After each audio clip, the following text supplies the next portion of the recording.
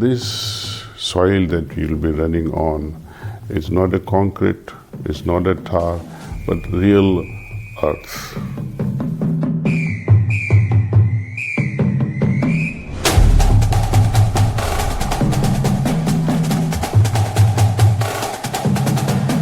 I've run in many places, but I think this is one of the best places I've run so far.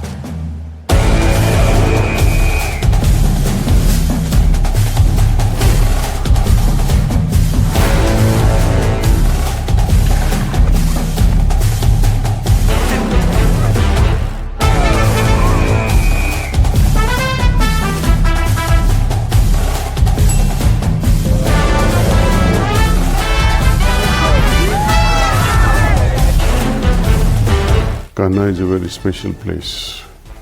Nothing like to match it.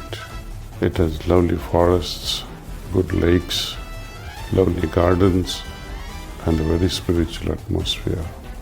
So please do join us.